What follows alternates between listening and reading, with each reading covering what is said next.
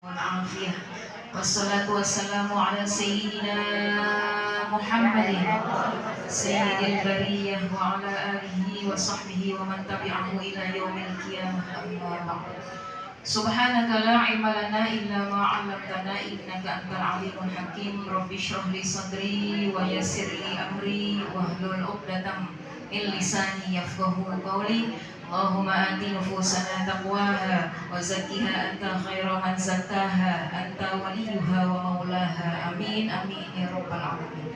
Yang sama-sama kita hormati, kita cintai segenap pengurus Majelis Ta'lim Al-Awabin, mobil khusus Ibu Ustazah Juju, Ibu Hajayati, juga para pimpinan-pimpinan majelis Ta'lim Ma'asyiral Ustadzat yang alhamdulillah telah menghiasi majelis maulid kita pada siang hari ini. Khusus Ibu Ustazah Solikin, Ibu Ustazah Mardiah, Ibu Ustazah Ida Ruwaida, Ibu Haja Batara, Ibu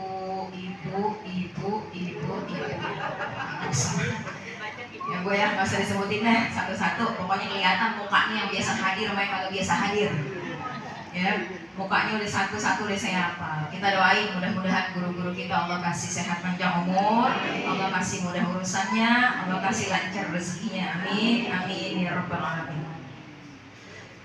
Puji dan puji syukur alhamdulillah pada kesempatan siang menjelang sore ini Allah izinkan kita kembali duduk bersama-sama dalam rangka menghadiri majelis maulid.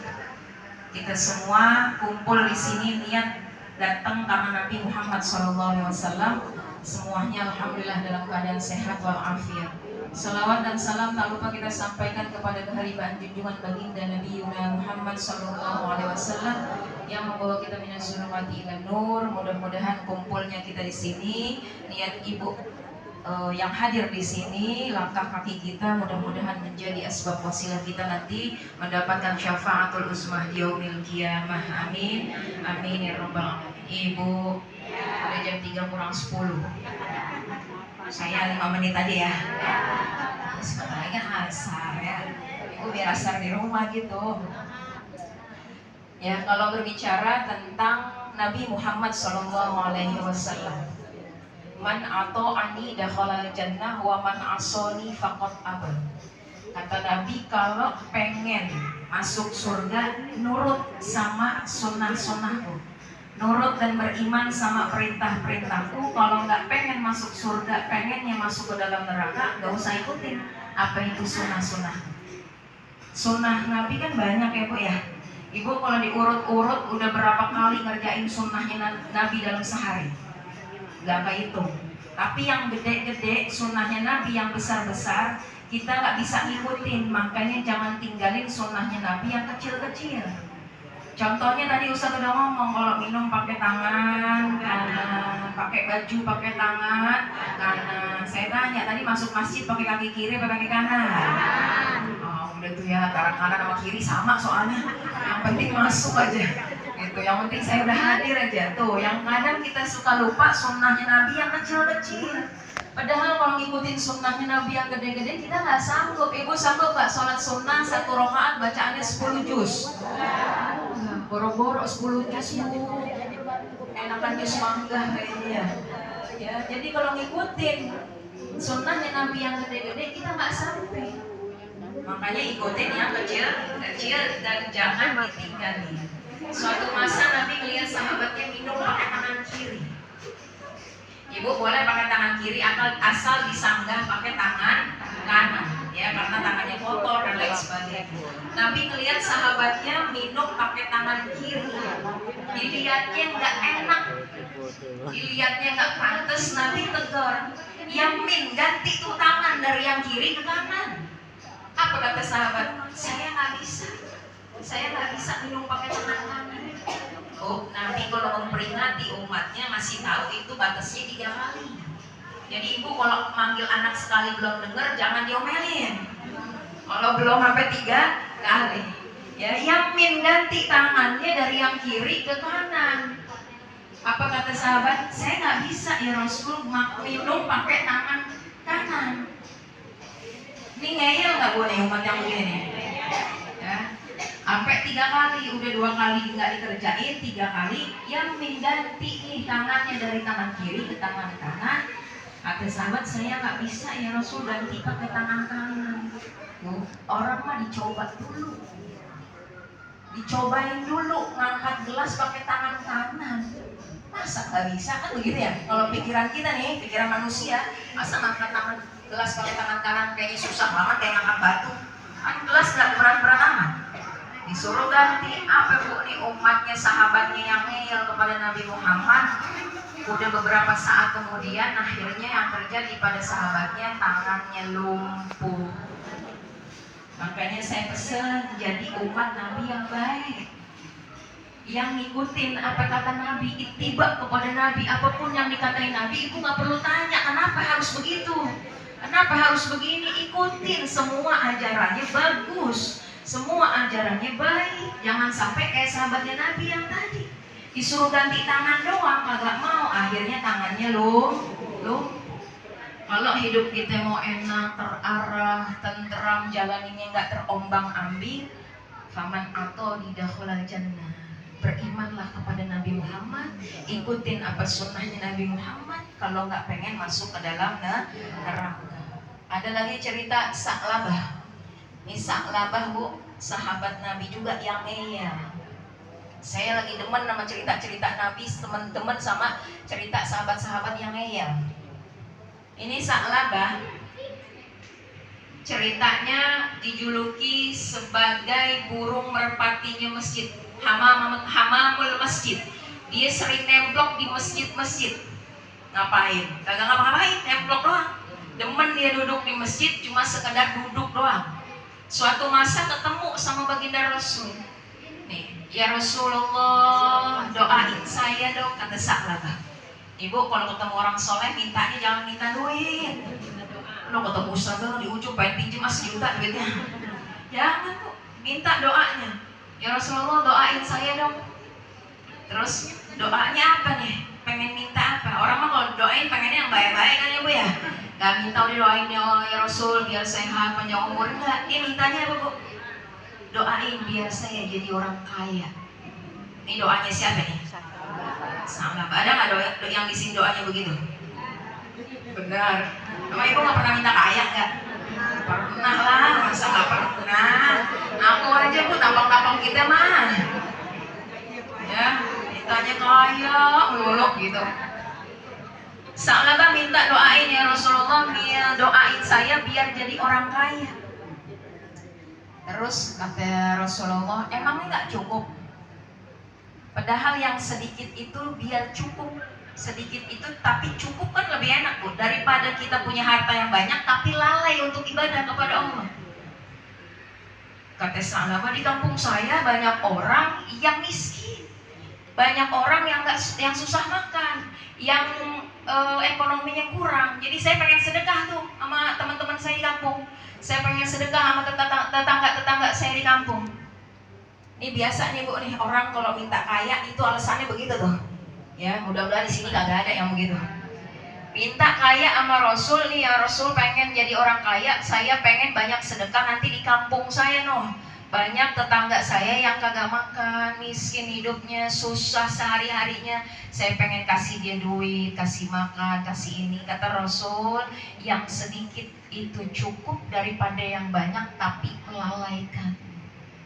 Akhirnya apa bu? Didoain juga sih sama baginda Rasul. Didoainnya apa? Sa'labah punya kambing, peliharaannya cuma kambing. Akhirnya kata baginda Rasul, ya Allah tolong berkahi nih kambing ini. Kambing kan ada laki ada perempuan ya bu ya. Nah yang perempuan kerjanya bunting dulu. Tiap tahun lahir brojol, akhirnya lama-lama banyak apa enggak? Banyak. Itu dia kerjaannya begitu tuh. Yang tadinya cuma 2, lama-lama 20, 200. Ya banyak pokoknya berkembang biak. Yang tadinya Sa'labah rajin sholat di masjid 5 waktu. Subuh di masjid, zuhur di masjid, asar di masjid, maghrib di masjid, isya pun di masjid, gara-gara kambing. Akhirnya sholat subuhnya sama kambing, asarnya sama kambing, maghrib isyaknya sama kambing. Tinggal apa? Satu sholat yang masih dia kerjain di masjid. Sholat apa? Jumat. Jumat kan laki-laki sholatnya di masjid. Ya. Itu gara-gara kambing berojolnya banyak, beratus ribu, beratus ekor gitu ya. Akhirnya lalailah dia dari ibadah kepada Allah. Berlalu, makin lama makin banyak, tiba masanya waktunya untuk zakat. Nabi perintahin sama sahabat yang lain, samperin orang-orang kaya yang punya duit banyak, pintain zakatnya. Akhirnya datang ke rumah Sa'labah, ketok-ketok pintu. Sa'labah, assalamualaikum, ini ada pesan dari baginda Rasul, disuruh sedekah, disuruh bayar zakat kambing, karena dia punya ini kambing. Berapa bu kalau kambing? 40 kita punya, keluarin 1. 80 kita punya, keluarin 2. Kalau punya 100 keluarin 1. Berarti kalau punya 100, 200, 300, 400 dikeluarinnya 4. Kata Sa'labah, kan saya orang Islam, kan saya orang muslim. Kalau zaman dulu yang zakat itu bu orang non muslim yang tinggal di negara muslim. Kan saya orang Islam, ngapain saya bayar zakat? Saya orang punya, saya orang ini, alasan, pokoknya berbagai alasan dikasih tahu kepada sahabatnya Nabi. Apa yang saya bayar zakat? Baliklah lagi sahabat Nabi ke baginda Rasul. Ya Rasul, nih kambing si fulan udah diambilin atu-atu, ontaknya ada, kambing ada, pokoknya segala macam hewan untuk dizakatkan ada. Tapi ada yang kagak bayar, ada yang nggak keluarin. Siapa? Sa'labah. Ya udah, kata Nabi, udah dikasih enak sama siapa bu? Allah. Rezekinya kan dari Allah. Kambing beranak karena siapa? Oh, asbabnya, gitu kan? Dikasih berpuluh-puluh, beratus-ratus, nggak mau dikeluarin zakatnya. Akhirnya ya udah berkembang lama-lama, tiap tahun nggak pernah ngeluarin, Akhirnya diminta, akhirnya Nabi itu sumpah serapah, ngomong yang nggak bener, ngomong yang nggak baik, karena kesel sama Sa'labah. Ya, yang tadinya dia udah doain biar jadi orang kaya, ketika jadi orang kaya lupa untuk zakat. Akhirnya apa? Ada sahabat yang dengar doa Nabi, mudah-mudahan tuh hewan-hewan itu nggak lama umurnya, habis, kata Nabi. Akhirnya sahabat lari kepada Sa'labah ngomong, Sa'labah sini deh, udah deh lu bayar zakatnya dong sama Nabi, bahasanya begitu.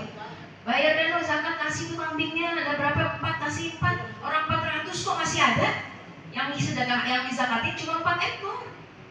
Udah kasih 4 ekor, kenapa? Ya udah saya cari dulu. Apa bu yang dicari kambing? Yang kurus-kurus. Ya, yang kurus, yang jelek, yang begitu dah tampangnya. Ya, yang udah kagak layak untuk dimakan.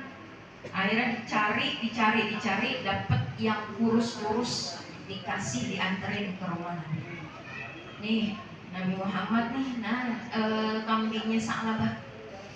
Ini bener kambing, sampai begitu bu, saking kurus. Yang lain kasih cakep-cakep, gemuk-gemuk, bagus-bagus badannya, karena untuk disedekahkan, untuk mengeluarkan zakat harta dulu. Ini Sa'labah saking terlenanya oleh harta kambing tersebut, ngasihnya yang sembarangan, kurus. Nabinya nggak mau terima. Gak usah, balikin lagi sono ke rumahnya. Udah dibalikin. Akhirnya tiap tahun Sa'labah ngasih untuk zakat. Nabi udah kagak mau terima lagi. Kata Nabi, udah kagak usah, ibu coba gimana? Pengen ngasih guru, tapi gurunya tolak, sakit apa enggak? Takut apa enggak? Hah? Kalau bisa kita tungguin depan rumahnya, biar dibukain pintunya, sampai apa yang kita pengen sampein. Ini Sa'labah saking udah didoain sama Nabi yang gak baik, akhirnya dibayarlah tiap tahun itu, tapi dengan kambing yang kurus-kurus, yang gak pantas untuk diberikan zakat. Akhirnya lama-lama apa bu? Kambingnya pelan-pelan mati, habis, ya, habis satu demi satu habis, puluhan, ratusan semuanya mati. Akhirnya ujungnya karena dia nggak ngikutin apa yang Nabi suruh, dia nggak nurutin apa yang Nabi ajarkan